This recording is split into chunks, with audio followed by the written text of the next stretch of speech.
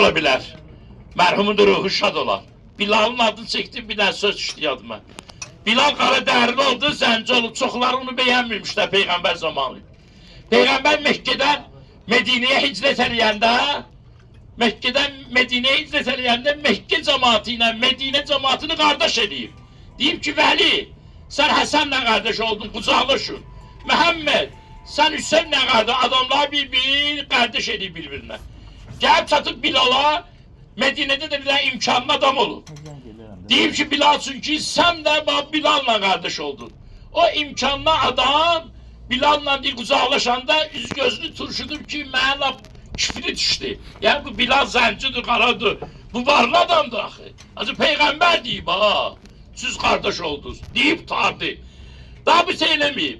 Üstünden bir müddet keçib, həmin adam baxıb görüb, yox hala mən elə bilirdim Bilal'ın hörməti. Sen demələ Peygamberin yanında en hörmətli adam buymuş ki. Bu biraz maddiyatı çok olur, pulu. Hele bir her şey pulla ölçülür. Yok, her şey akideyle ölçülür. İmanla ölçülür. Təqvanla ölçülür. Müxtəsər gəlir Bilal'ın yanına, görür ki əla hörməti var. Deyir ki Peygamber seni mənimlə qardaş edeyim.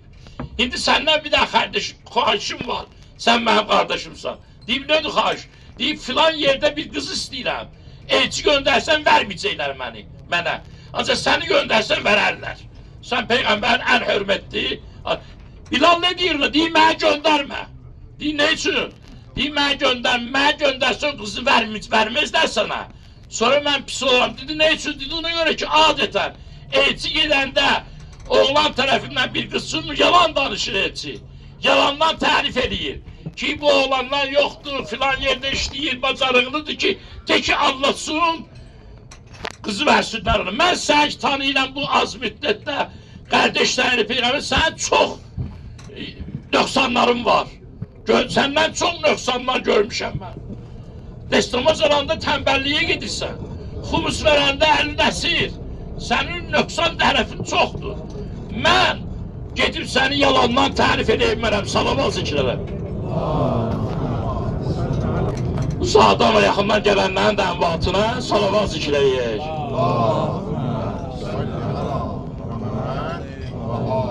Sebep merhumdur, merhumun da ruhuna salavat zikreyek inşallah. Ancak ben geçsem sen için elçiliğe, benden sorsalar ki sen nec adamsan, birinci sen nöqsanlarını diyeceğim. Senden ne kadar nöqsan var, nöqsanlarını diyeceğim, tarif edemeyeceğim seni. Sonra yaxşı cəhətlərini diyeceğim. Ben de sen nöqsanlarını deyəndə, onların xoşu gəlməz deyərlər mən. Sen de deyərsən getdin beni, yaxşı pisledin beni, kızı vermediler. Başka adam göndərginlər. Ben yalan danışa bilmərəm. Ne için? Ona göre ki, ben her gün namazda 5 dəfə deyirəm ki, İhdinə sıratəl müstəqim. İlahi, bizi düz yola davet edək. Özde bizi ya, məni yox. Bizi düz yola davet. Şimdi ben gidip bu sözü günde 5 defa Allah'a deyirəm. Şimdi gidip yalandan sana necə tarif edeyim.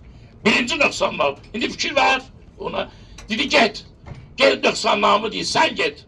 Getdi. İncimeyeceğim. Qoy vermesinler. Bak söhbət buradadır. Bilal geldi, daxil oldu. Elçi gelip alın bunu karşıladılar filan. Dedim ona göre gelmişəm. Oğlan necədir? Başladı nöqsanlarını saymaya. Nöqsanlarını birinci saydı. Dedi ben yalan danışa bilmərəm. Dedi ki, dediler, kızın atası dedi ona ki, Bilal'a ki, bu nöqsanları sen saydın, ben kızımı vermezdim. Her adamı vermərəm. Vermərəm. Ama vereceğim sana göre. Dedi ne? Sen düz danışmağa göre vereceğim. Sen ki düz danıştın ona göre kızı vereceğim. Sen bir bak görsen düz ele düzdür.